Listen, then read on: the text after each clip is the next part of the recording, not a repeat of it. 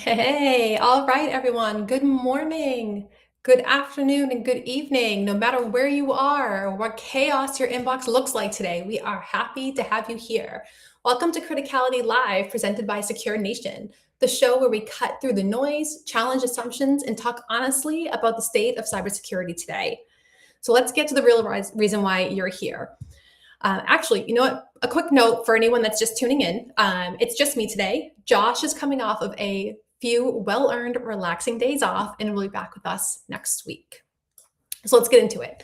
While most of this industry is still playing catch up, reacting instead of preparing, measuring activity instead of the actual outcomes, today's guest has been operating in a very different lane. Matt Hartley brings over 2 decades of experience across cybersecurity, threat intelligence, cyber warfare, and information operations. This is someone who's worked in environments where the stakes aren't hypothetical. It's where security decisions have had real world consequences and failure was just not an option. Now he's focused on building technology that helps organizations do what most struggle to accomplish, actually preparing for, responding to, and recovering from those cybersecurity and privacy incidents in a way that works for us in the real world. This isn't about theory, it's about operationalizing resilience. So today we're going to dig into what that really looks like, from leadership and decision making to the gaps between what organizations think they're doing and what actually holds up when things go sideways. Welcome to Criticality Live, Matt. Thanks so much for having me. I really appreciate it. Yeah, that was such a mouthful. I hope you're very impressive. Oh, thank you. Thank you. Yeah, thank you for joining us. So, before we get into leadership, strategy, and everything else that's kind of going on in cyber today, I wanted to start, at the beginning. There's always a path into this field. Sometimes it's very intentional. More often than not, it's chaotic and accidental. But those early experiences really help shape how you think, how you end up leading teams, and how you make decisions when it actually counts. So, with your background spanning cyber warfare and intelligence in several different ways, you've seen an industry side that most of us probably never will experience. So, I guess starting in the Wayback Machine, what originally pulled you into cybersecurity? Yeah, it's a long story, but the short version is I got my first computer when I was 10. Tandy 1000, for those of you that are old enough to remember that. And I just had a knack for it. From there, basically, I got into programming and I got into just really thinking about ways to use my computer to do things that maybe I shouldn't be doing. And ultimately that sort of drug me toward just taking apart, figuring out things, learning about all the different types of software that I had that I could get my hands on. And then really, as I moved into college, like going down deep into the network layer, the operating system, and all those kinds of things. So, and then I went into the Air Force and was really fortunate that I got put into a unit that actually took advantage of all those skills, and things kind of took off from there. Oh wow! So you were a tinkerer when you were younger. Yeah, it was all about computers pretty much. So yeah, absolutely. That's great. I don't have that skill set, that capability. It's not something that's ever worked out well for me. So I always admire folks whose brain works that way. That's fantastic. So with all this tinkering and moving that from there into more advanced operations in the military, was there a moment where you realized that it wasn't the phase, that you weren't just going through something? Was that in college? Was that when you were way younger? It was younger. Yeah. I was really just one of those people that knew pretty early that this was for me. And I have kids now, and one of my daughter, she's thinking about colleges, and most of the time, kids don't really know what they're going to do. And so, yeah, I knew pretty early. And for me, it was just how deep can I go? Just going deeper and deeper into understanding and both, I guess, depth and breadth of pretty much anything I get my hands on. Like was literally reading DOS books when I was 10. Like I just really had a knack for it. Oh, wow. Okay. So, so when did that line blur or change from being, overly technical and IT focused into cybersecurity? Yeah. I mean, I sort of, I think it was exposure to the military. I grew up in a military family, so I had some of that already, that mindset, but really thinking about the application of technology in the real world. And when you're in a military unit, to do well, you have to really understand the mission that you're, both obviously the Air Force mission, because it was in the Air Force, but then, our specific units and organizations that I was a part of. And so really, my first couple of assignments, like the first one was more of IT, and then the second one was more operational. And so that transition, I think, really, changed the way that I think about, I've thought about technology, and switching from the technology itself to operationalizing the technology and then defending the technology, and really that kind of military mindset of defense. Yeah, that's really interesting. I think about like my journey. We all make mistakes. I went to school to be an accountant. Okay. Yeah. Like, I, Everybody needs accountants. not me. So it's not working.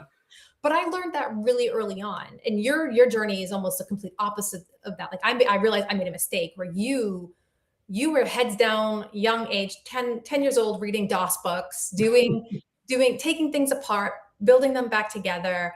Your military career kind of was like the capstone to that. And then you said you got to the operationalization side of things. And that's really interesting to me, because being an operator, like a hands-on tinkerer, operator, doer, and then being a leader who's looking at the operationalization from a more macro level, Mm-hmm. How has that kind of shaped the way that you've become a leader today? Were those hard fought lessons learned that you took with you, or was it something more along the lines of, oh, okay, I'm looking at the business aspect of this now, and you've just kind of changed your approach? Yeah, I think it's always a journey. The growing up in a military family, my dad was a senior officer, and so you just sort of get exposed to that, and come home one day and there's like generals in the living room, and so it's just there's some level where you get exposed early enough, and it sort of gets into your brain. But it's still, that was not all natural. I would say a lot of being a leader is learning how to be a good leader. And I was really fortunate through my military career, both in college and ROTC, but then also actually in the Air Force, to really understand what it was like to lead a team. I led a 40-person team in my first assignment when I was 22, and there was only one person younger than me in that group. So really having some recognition that some of the people that are working for you have 20 plus years of career, that you're really learning from them. And you still have to lead, but having that recognition and taking advantage of that opportunity. And then as I moved into leadership roles, I was adopted by a general, me and a couple of my peers, and we did a bunch of briefings for leadership all around the world, military and government leadership. And so really understanding the what those folks were looking for, having to do a 1-hour presentation in 10 minutes in the Pentagon at somebody's table in their office because they didn't have the time that we had originally planned. You sort of really begin to understand what is important and what isn't to those types of folks, and it just changes your mindset. But I think a lot of leadership is, like I said, you have to learn, you have to listen, really understand where people are coming from, kind of reflect on the lens of the people that you're working with and that are working for you. So yeah, there's a lot to it. Wow, that sounds like a lot. So early in your career, was there a real moment of like, oh gosh, this is way bigger than I expected it to be, where things maybe went sideways and you had to adapt quickly? I mean, there's always lessons like that along the way. I would say, we coming out of the Air Force and into the commercial world, I stayed sort of in the defense industrial base. And so I was at a couple of defense contractors and really just understanding the shift. The commercial world obviously is really different. And then, and sort of just more tactical, I'd say, like lessons learned about how to lead people when there isn't a chain of command, like a military structure there. And so, yeah, everybody makes mistakes along the way. And I don't think I have anything like super top of mind that's like, oh man, like that's a really bad one. But, definitely learned a few things along the way and had good leadership, through most of my career, which has been great. Again, like I find being a lifelong learner is really important. And so having that opportunity to have good leadership helps, that much further. So. Yeah, absolutely. And so speaking of like that type of leadership, is there a person like a mentor or maybe even a bad leader that's That's pretty funny. we've all had we've all experienced the bad leader, but you know what I mean. Yeah, I do. I mean, I think I have some great leaders that really pushed me to think more long term, to think more strategically, both in the government, but also like in the military, but also in like when I was at Lockheed Martin, having a good friend be a leader. Ultimately, we're very complimentary in the way that we approach things, but having someone like that, really helped me understand when to be the yang for his yin, if that makes sense. And then, as he moved on, I took the leadership reins, and then I had a friend who ended up working for me, and it was the same thing. And so, really kind of approaching that from both sides. Bad leader wise, I would say I have not had a like truly bad leader. I mean, we've had leaders that have had bad days, or leaders that maybe, I don't think saw the picture the way that I thought they should. Mhm. But ultimately, I'm a pretty direct person, and so I've always felt like you have to just be there and be upfront. And I've always been the person to call out when I disagree, to call out when I think they're wrong. They don't always like that. They don't always appreciate that. But as they get to know you, um, Yeah. they value that. I think every leader I've ever had may not have been happy with me at one point or another for calling out something I didn't agree with, but in the end, they appreciated it because sometimes I was right, and ultimately they knew I was trying to do the right thing. That was such a diplomatic answer. Do my best. No, that was great. Yeah, I mean, I think, from my perspective, I've had a lot of lessons learned from watching leaders who didn't handle things the right way. And obviously, there's a certain decorum you have when you're in the military and things you have to follow. So, of course, I understand that. I've never had that experience. I've just been, in the private sector side, where it's a bit different. I'm sure Yeah. in of course respecting that people can have bad days versus just being bad leaders. Yeah. Um, but I feel that people have entered this field very differently now than they may have previously. Yeah. Whether that's people getting promoted into those leadership roles because of tenure, which Yep. tends to happen a lot, versus their ability to actually lead. Yep. Is there anything that that you've seen that maybe concerns you about the way leaders are happening to be put in those roles now? I guess more on the commercial side than the military side.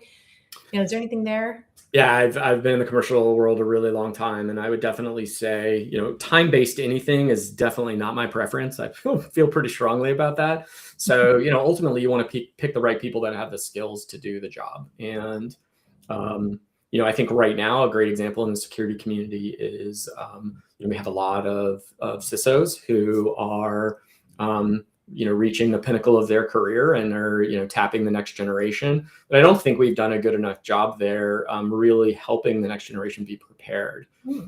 And part of that is, when we think about security, it's obviously evolved as a discipline from a very technical, almost completely technical field to one that's a lot about the rest of the business. And it's been that, sort of been growing that way the last 15 years or so. But these days, in a company, I Mhm. think the CISOs that I know that are most successful are the ones that are able to interact with the business, build influence, really understand the business risks, understand that if that plant goes down, they're going to lose $1 million a minute, and it's about defending that process or that plant.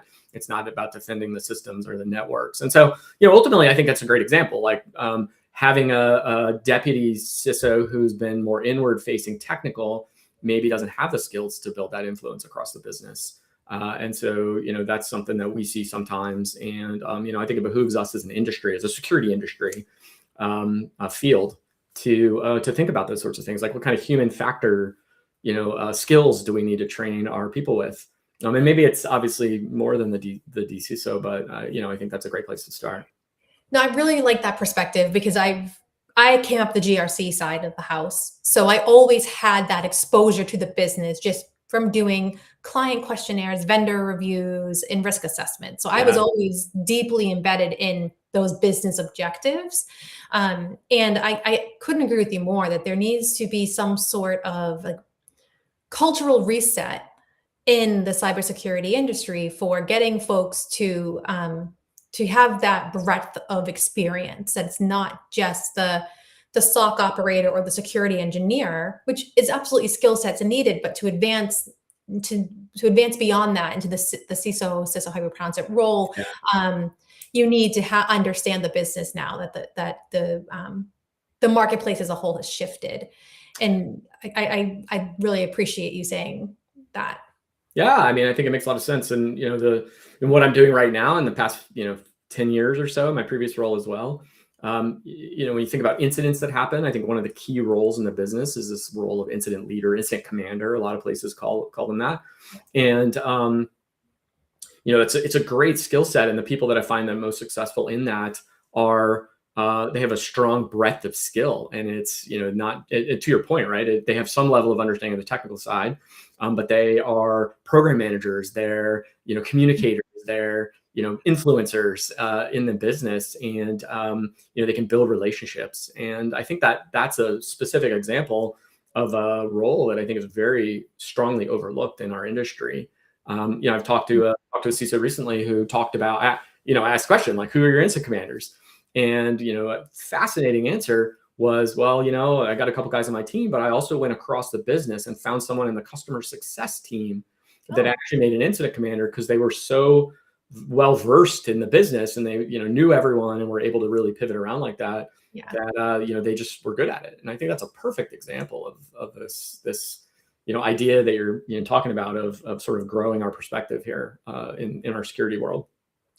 Yeah. So I think, when we talk about those um those skill sets that, are complementary across the board, Yeah. um, you don't tend to find many security team recruiters that are in whether they're external or internal to a company, or even hiring managers that understand how to ask the right questions or how to really even find those complementary skill. I mean, reaching across to customer success, that's great. I love Yeah. that. So how has that impacted how you're hiring, like this complementary skill set piece? Yeah, I mean, I think I'm very fortunate in my career to have a really broad career where I've done a lot of really different roles. I mean, being a government customer success and business development person, running engineering teams, running product management, launching partnership programs, like I've done a lot of different things. And so I have, I'm fortunate to have that perspective that breadth is that there's value in breadth, depending on the role, Yeah. especially. I think for me, in the way that I think about hiring, I'm looking for for me, it's like, tell me your story. And I want, can they tell a cogent story? Mm. Um, what are, where do you see something going? Like in our security world, it might be like, how do you see AI changing security? Like, can you be creative? Can you think, what do you like to do for fun? I think getting away a little bit from the core and really trying to understand the person kind of gives you that insight into, are they able to be flexible, creative? Are they a lifelong learner? The types of things that I think you need for some of these roles. Yeah, the lifelong learner piece, I think, is overlooked a lot Yeah, of time. I mean, especially now, look what happened with AI. yeah, If you haven't started already, you're very far behind. Uh, agreed.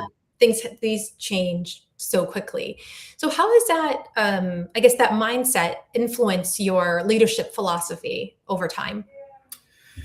Yeah, I mean, for me, it's always learning, new techniques. I think is one example. Just starting off, way back early in my career, and honestly, even in my personal life, like getting exposed to the idea of personality typing, and getting exposed to understanding people's perspectives and putting those things together to say like, wow, if I really understand someone's personality, I can really understand how to communicate with them more effectively.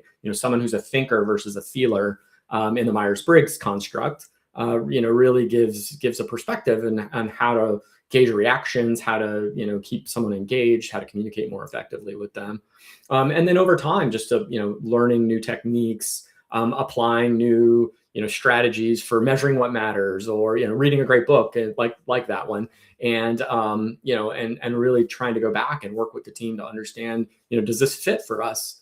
Does it make sense? Where can we get some value from this? So I think it's a little give and take also with the people that you work, the people that you're around, whether it's the people that work for you or with you or your peers or whatever. That's interesting. Again, another comment that I really appreciate, because I've had experience working with security teams with people who are neurodivergent, and people who are introverted versus extroverted. And, they have been comfortable enough coming to me and talking to me and saying, okay, this is what works for me. And we've worked together to make sure that I'm communicating in a way that's helps them become successful, and also to pull things out of them. Yeah, 100%. Actually, it's a lot of people don't believe it, but I'm actually an introvert, and so I'm using up quite a bit of energy right now, and I'll hide later, but to recover. But that's what you learn that over the career, but you also as a leader have to learn to draw from your internal resources and maybe overcome some of that, or learn how to manage that. And I think when you talk about that ability to go and have those conversations as a leader, you have to be proactive and thinking about things as you have new employees come in. For example, one of the things I do with every new person that comes in and works with me is, in the first conversation that we're having, is literally saying to them, like, my natural instinct that I have learned over my career is that I'm only going to focus on the things that you didn't do right. And it's not a judgment on you as a person. It's just that that's my default. Now, I've gotten a lot better than that, over that, or with that in the last, 20 years plus. But, for me, it's almost like a warning. Like, how do I make sure that they know that and literally the words I tell them is like, I'm going to do that. If I do that, then please just tell me if you're not feeling like you're in a good place. Just call it out. And I'll probably say, hey, don't worry about it. Like, I'm just too focused on too many different things, and I miss that. And I work hard to overcome some of my personality traits to give positive feedback. Yeah, I'm the same. I think to be a good leader, you have to be introspective and to take that feedback. And sometimes it's not even just feedback; you notice it yourself. 100%. And I appreciate you being here today, knowing now that that you're introverted and this is draining for you. So thank you for that's great. Thanks for having me. This hour with us. Yeah, thank you. So switching gears just a little bit, when you're building or leading a security or resilience program, where do you start? Yeah, I mean, I think there's a lot of questions that I would have, right? Is like, what business are you in? What are you trying to accomplish? So I can, maybe speaking from my current role, I'm a co-founder of a company. We're Breacher X, we're a SaaS product in the cybersecurity space. And so starting the business, I know things immediately, like our customers are going to demand a very high bar, because incident response, like the data around incidents, is some of the most sensitive data companies have, right? It's up there with like trade secrets, intellectual property. And so, and we're also a product business. So product security is of extreme importance. Also knowing that we're trying to move quickly because we're a startup, making sure that we don't have, that no security culture that thankfully as an industry, a lot of us have shed that. I think there's a lot less of that than there was maybe 15 years ago. Yeah. And so for me, it's really starting to think about like visibility. It's thinking about architecting from the ground up with strong security in place. It's policies. You mentioned you did GRC before. Just having good processes and procedures really can help streamline security into everything that you're doing. And that's a big, I could talk for a long time about that, but the example I typically use is if you go back to like the 80s and 90s, like early internet, and you read the request for comments, the RFCs from back then, that was how they introduced new protocols like TCP and IP and all those things. It was really hilarious because every time one of those came out, there was all the technical details. And then there was a paragraph at the very end that was security. And it basically said, we didn't consider security at all if you need that bolt encryption on later. And so that's how the internet got to be, where it is now, right? And because we just sort of ignored security. But if you architect security in from the ground up, you're not paying later. We're paying later, as for the internet, we're paying later now, like we have been for a long time. And so anyway, like that's the sort of thing I think about it. What's our mission as a business? Like, what are the things that are critical? I think in a larger company, like I mentioned the manufacturing example before, where would I start if I was a new leader there? I'd be like, well, let me see your BCDR plan. Let me see, let's go talk to some of those business leaders to really understand what the processes are in the business that are most critical. Maybe talk to the CFO or someone from their team to really understand, like, if this goes down, then the business can't execute. Understand legal. Like if there's 3 legal people for a big business and you have an incident, those 3 legal people are now underwater. Now you're not signing contracts anymore or whatever. And so now you're in big trouble. So that, I think those are the types of things I think about.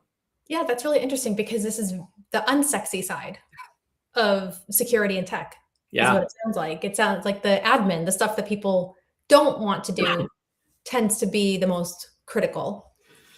How can you defend something if you don't understand it? I think that's ultimately how I think about it. I mean, a great analogy I've used over the years is like your house, right? Like, do you have you put locks in your doors, you probably lock your windows. That's just, that's like sort of your outer defenses. But then, do you have an alarm system? Do you have motion detectors? Do you have a cellular backup for your alarm system? I think there's lots of layers there that, depending on where you live and what, environment you're facing, and maybe how far the police are away, or does your alarm system have the ability to call the fire department if it detects a fire? So like, how far away is the fire department? I mean, there's lots of factors there. You can't build good defenses until you think about the context that you're working within. Yeah, absolutely. I mean, I'm always going to be a champion for the GRC, the unsexy stuff. Yeah. So you've already won me over. Nice. I love it. It's important. It is very important. So thinking of most organizations and frankly, most of us, the security leaders, what do we still get wrong about building these effective security programs? Is it just as simple as the unsexy stuff, or is there something more to it? Yeah, I mean, I'm right now focused on my career on incident response. And, I've said, and will continue to say until we fix this as an industry, is that incident response is really badly broken. And it's badly broken because of some of the things we've talked about. It's broken because we've focused on it as a security and a technology problem.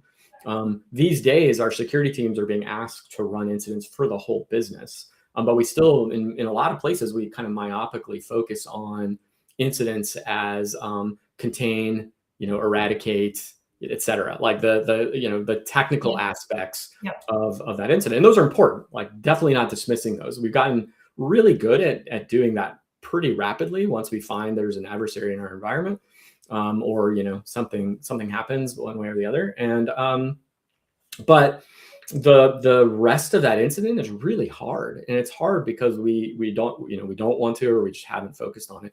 In security in general, we have hundreds of thousands of technology solutions, and a lot of them are focused on, like, can we detect the adversary? Can we detect something that's not patched?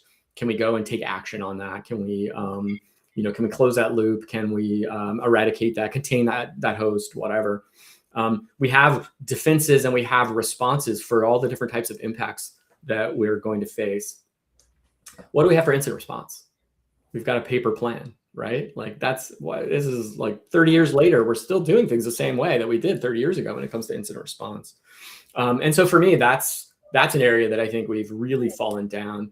Actually, Gartner has a really cool survey. They surveyed a whole bunch of CISOs, and they basically asked the CISOs, like, for these 5 different areas, the NIST CSF families, evaluate yourself and then evaluate where you want to be. And the biggest gap by far was incident response. Okay. I think everybody strives to have an amazing response program, but the discipline of it, like the skill of it, is broken. Like, we don't know how to do it right. And so that's why my co-founder Andy and I, founded Breacher X, is to really go and fix that. So is it the I don't want to say the weakness, but the area that needs improvement the most, the people skill set, like what they're capable of doing with the data that they are receiving, or is it just a combination of people, process, and technology? It's all of it, I would say. When we think about, we want to have a consistent response when we face a certain type of impact, right? And so if I have a malware infection in a part of my network, I want to, basically respond to that in a very consistent way. Obviously, if it's a different technical threat, it might be a slightly different technical response, but I would suspect that most of the time the procedures for that are going to be the same. But we don't do that right now. Here's what happens when we have incidents. Everybody drops everything and everybody jumps in, right? And you're basically relying on your team's expertise. You're relying on their experience with your systems and the knowledge of your systems that they have in their head. And you're relying on them not to forget anything. And so when an incident happens, it's obviously very stressful. And we've seen over and over with exercises we've supported with our customers and stuff like that, that people forget stuff. Like you can have a 30-year career and you can miss a key step in an incident response that you never would have thought of previously. And so, ultimately, I think there is an aspect of just the process. And with the people, we talked a little bit about that already, right? It's how do we have the right skills with the right people so that the security team knows what they need to do, and they're probably most prepared. But like legal, how can security and legal communicate effectively? How can legal really understand what needs to be done? Can we give legal a technology that they can use?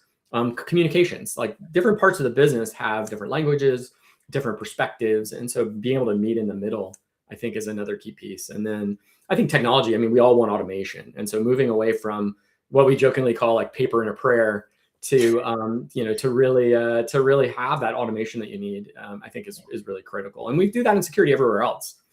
And so I think it's all three.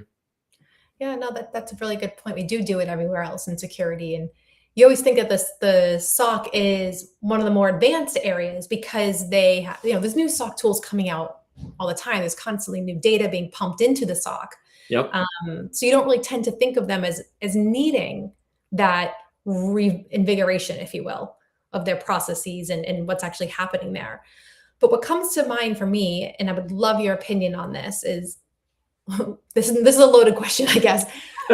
How is AI going to change this piece, especially with respect to incidents and the defenses and the offenses? It's two sides of the same coin in some aspects. What are your thoughts there? Yeah, I mean, I spent so long on the offensive side. That's how I think naturally. I think AI is a big issue for defenders right now. I think AI is going to lower the bar further for people that want to conduct attacks to be able to do so. And I mean, you can go back 20 years and look at the evolution of threat and just see how as nation state attacks became more public, the cyber criminals that were out there, it was less about the technology being exposed to them, in my opinion, and it was more about how the nation states conducted their attacks. The low and slow, the slow exfil over a really long period of time, and those sorts of things.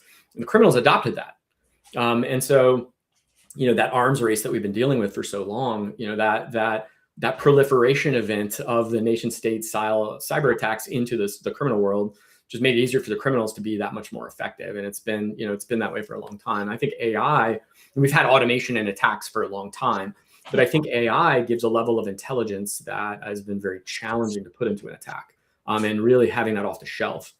And even if you played around with AI, if you haven't gone somewhere like Hugging Face and looked at all the open source large language models that you can download from Hugging Face, some of them with no guards, no protections. I mean, you can basically have it give you instructions for building bombs or whatever. I mean, there's a lot there. And so, I think that unfortunately that bar is just lowered, over the last year pretty immensely, last couple of years. So yeah, I think defenders need it too, right? I think defenders, it's going to be required that, we need to supercharge our teams with AI. We need AI in a loop to help us make decisions more quickly. But I still think that in the end, human creativity will be required for a while, at least, to really truly be defensive, because that's how the offensive people are so successful. Oh, I absolutely agree with you there that you can't, not even just like the human in the loop piece, but our ability to conceptualize things and to kind of, people are really good at getting around things, right? Like we've been doing it forever, right? Right. We always break the rules. That's just what makes us human. Yep. So when these organizations are encountering these AI attacks, what would be your piece of advice for them? Is there anything they can do now, or is it just panic?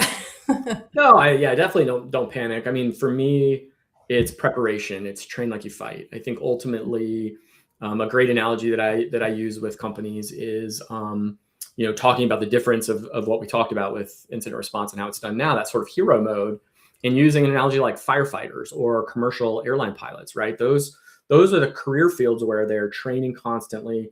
They have sets of procedures for different types of impacts in their world, different fires, different types of potential plane issues or whatever. And so they get it down into muscle memory. So when something happens, they might be pulling out that binder, but they're so drilled in it that they're calm and they're focused and they can execute effectively. And, obviously layering in AI into that will help, make them smarter. I think commercial airline pilots, it's a great example where you've got so much technology in the cockpit now that helps a pilot dealing with a situation that, giving them more technology has been very successful. But in the end, if you listen to a radio call between a tower and a plane that is having an issue, it's pretty fascinating. We had one here in the DC area, not, maybe a year ago or so. And I just happened to run into it. And the pilot calls Mayday, Mayday, Mayday. Very matter of fact, like Mayday, Mayday, Mayday. And he's just taken off from an airport here. And the tower immediately is like clearing the airspace and trying to make sure that the plane can circle to come back in for a landing. And the pilot basically says, like, I'm going through my checklist right now. Like literally, he's pulled out his binder and he's running his checklist. And he knows it in his head, but he's also using the checklist to make sure he's not forgetting any steps.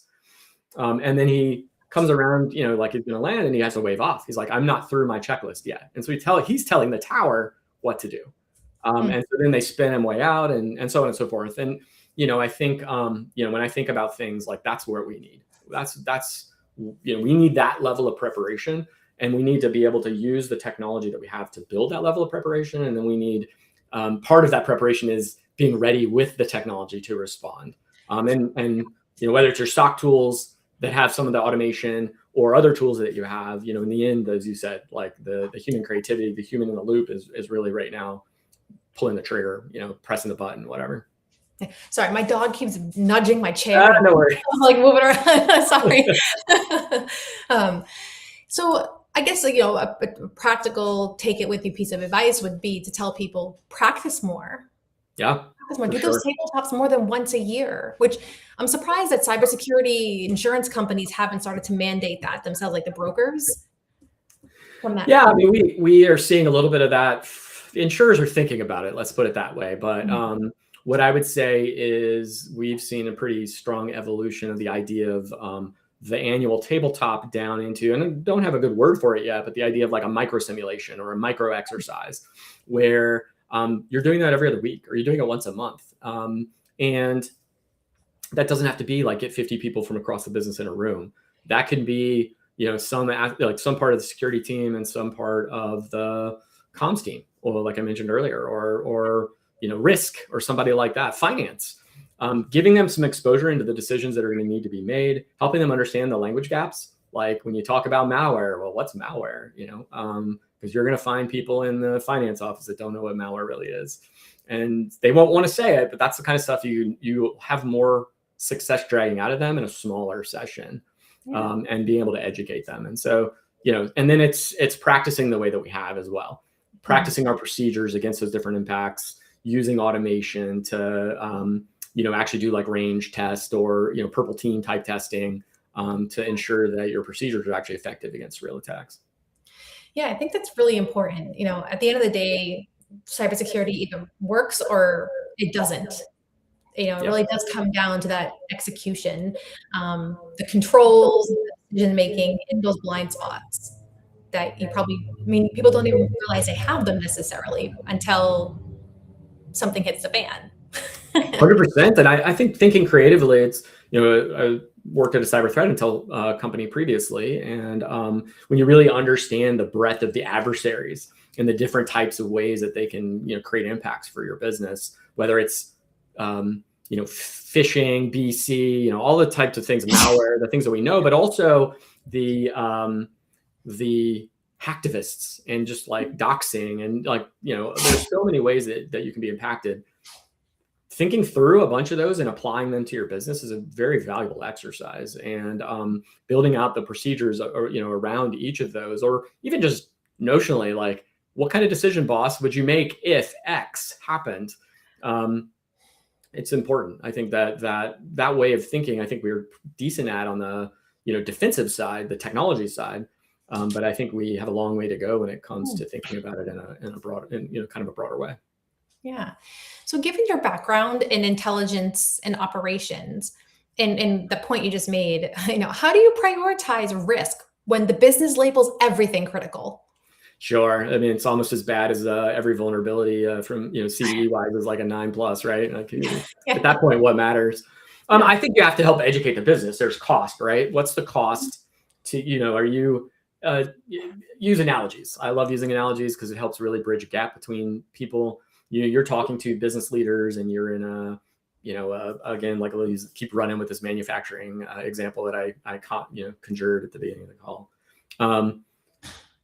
Hey boss, would you spend $100 million to make that go a minute faster? No, probably not. Would you spend 10 million? Would you spend $1 million? Like, there's analogies there that I think we can use that help them understand what you're saying, which is, we can spend $100 million to secure that to 5 nines, or whatever measure that's applicable to that particular, process or whatever. But, what's reasonable? That's not reasonable. And so, I think understanding the impact of the business, the bottom line, reputational damage, and some of that is really hard to measure, but it's valuable to surface.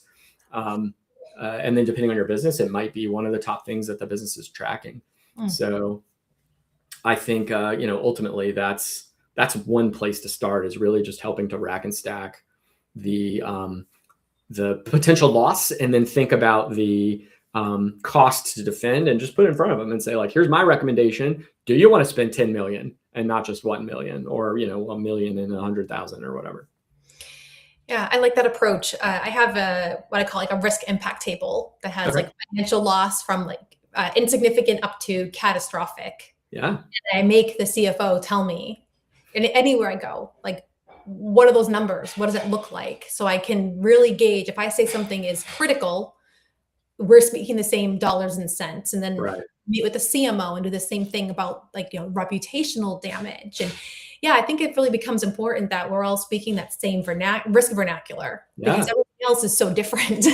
Yeah. And a lot of people want to go to fair model, and they want to quantize it and all that. And, I think that's not, unless you're good at it already somehow, like, I wouldn't recommend starting there. I think what you're doing is perfect, right?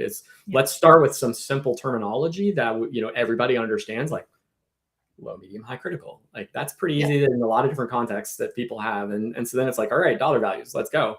exactly. And, going from there, I think that's perfect. Yeah. Yeah.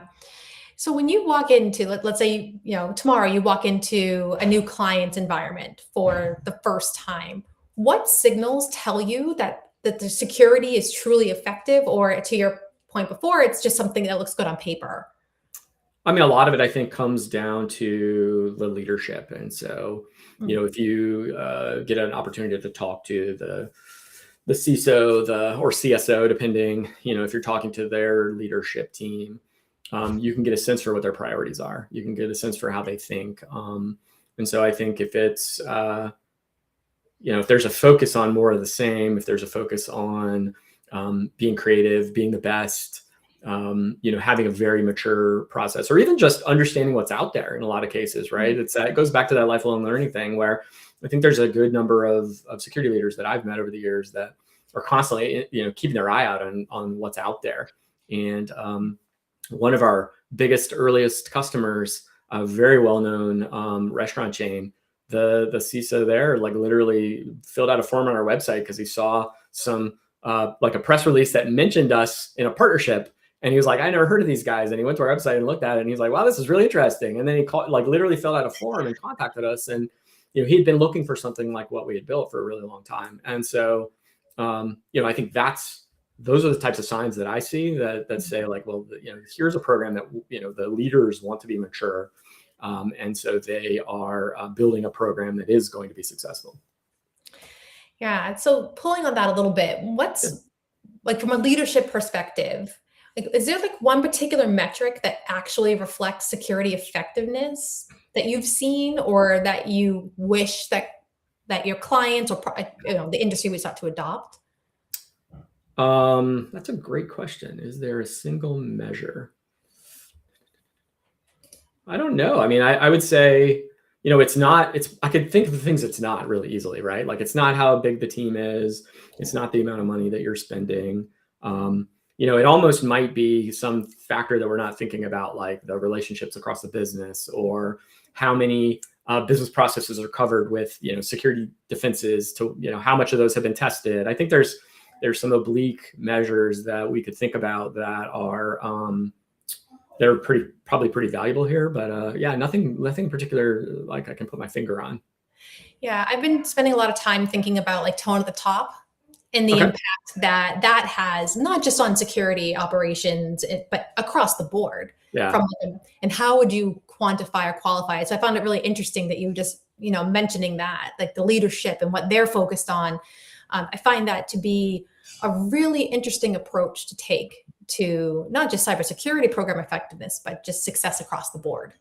That's really interesting. I think thinking about retention, like what's the retention over the last 3 years of the security team? Because it's fairly cutthroat out there. I know it's hard. I know for a lot of leaders to hold on to their people, but the best leaders do hold on to their people, even if they're in a place where, maybe the defenses aren't, or the business isn't as interesting as it could be.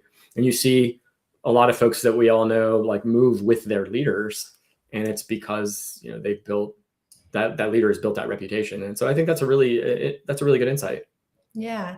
It's just my mind goes, like I hear things and I'm like, oh, what correlation can I draw to things, that are happening around me? And I think it's something that we all as an industry just have to pay more attention to. Yeah, that makes a lot of sense. Yeah.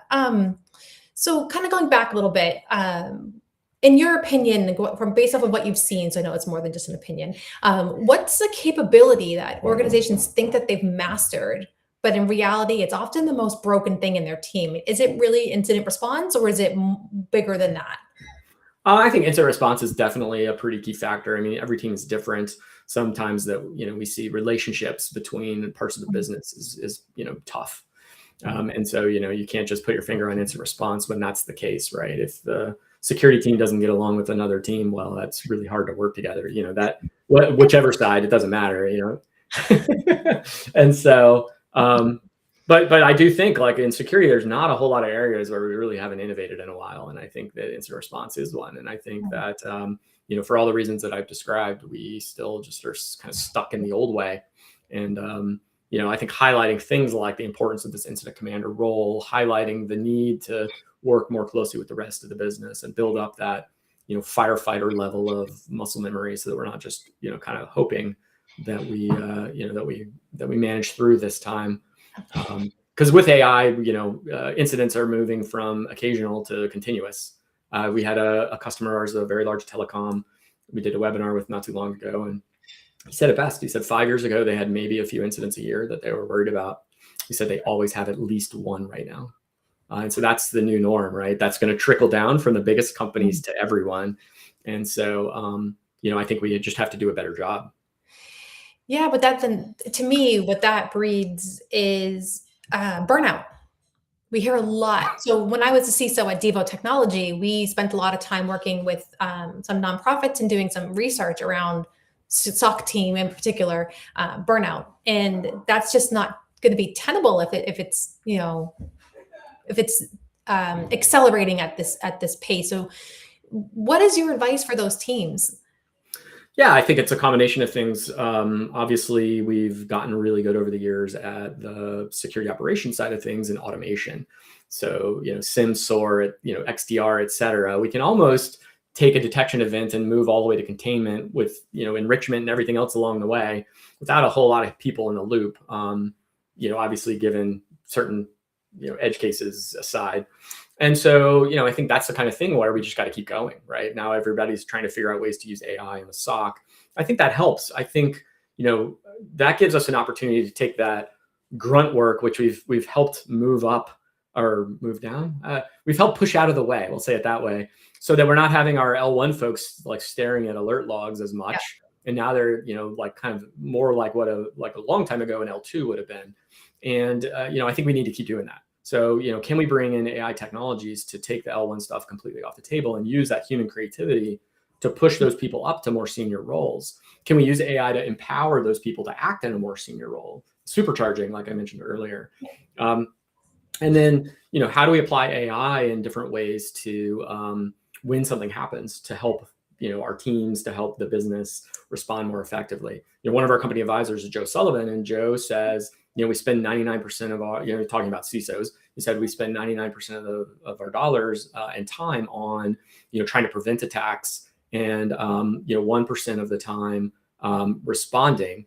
And he said, but 99% of your career is on the actual response. And so when you think about that, I think that's a really good example where, we have an opportunity here to really change things and bring all the people up a level and give everybody the automation that they need to be more successful. So, I think, we're pretty fortunate to live right now in the sense that like AI is really changing a lot of things as rapidly as we have ever seen. And so I think, applying that in these different processes, whether it's the traditional, SOC workflow or a third-party incident, which is happening, continuously nowadays, that, being able Yes. to deal with that is super important. Yeah, the third party risk is something that I definitely I keep hearing more and more about, and seeing it in my day to day as well. New vendors are popping up everywhere, Yep. and it's just that attack surface is just massive Insane. now. It's insane. Yeah, Yep. yeah, absolutely. My gosh, this time has flown by. I can't believe it. Wow. So, like looking ahead, what's a technical or operational shift that the industry is underestimating right now, in your opinion? Yeah, I mean, I think everybody's really focused right now on the Mythos report and oh my gosh, there's going to be all these vulnerabilities and we've got to go patch them. And I think that's great. It's top of mind. It's back to basics again. Like we do that every 5-10 years. Like, oh, security back to basics. I think the CSA report did a really nice job of laying out some of the things that teams can go and try to accomplish. I think we've talked quite a bit about where I'm at. I think one of the key areas is really that readiness. Resilience is a pretty hot word the last couple of years, and the more pointed way to say it is, if it's not if, it's when. And I think that's true now, where it might not have been as easy to agree a few years ago. Now it's going to happen. And so I think really thinking about readiness and how we prepare. I think we've always sort of said, oh, we got our annual tabletop, we're hitting our compliance marks, we're good. Let's go block some more attacks. I think we've got to like, let's go actually think about what happens when our third party is compromised and they have access to all our core data. What do we do then? Yeah, that is, their whole readiness piece, and like it all ties together, right? This industry, everything that we do, our processes all tie together. But where I tend to see a lot of teams struggle is with the compliance side, because compliance doesn't always equal 100%. security, and they're just ticking those boxes.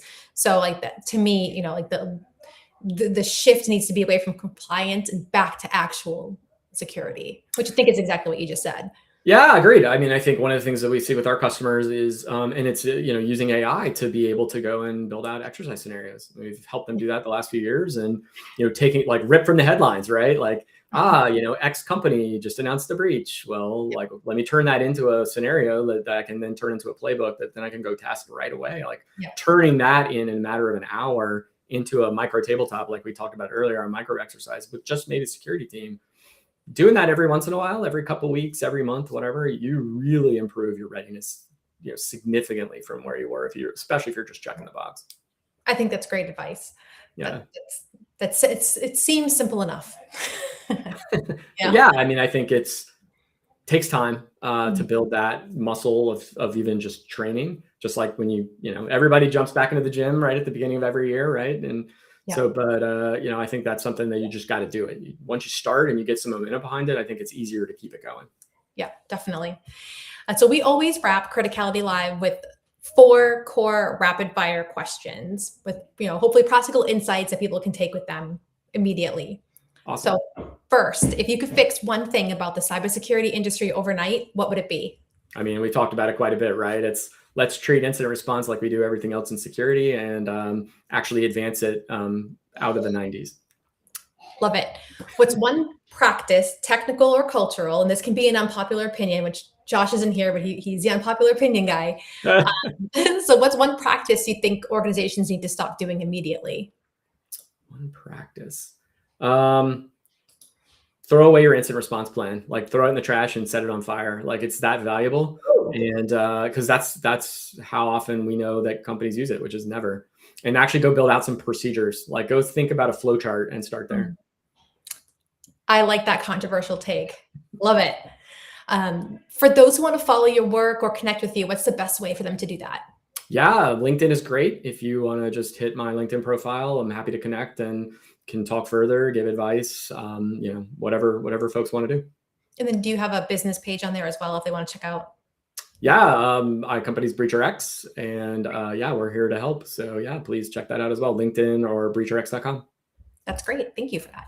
And then before we close, do you have any final thoughts on cybersecurity leadership or building real resilience heading into 2026 and beyond? I think, as you said earlier, there's a lot changing very rapidly, and it's tough to keep up. But I think everyone needs that lifelong learner mindset right now, and you have to go try. You have to go, try to stay on top of the changes that are happening because it's happening fast, and I think that'll make our entire industry successful in so many ways. So that's my advice to everybody. And I have just now one more question off of that one really quick. Is there a certain resource that you use for that?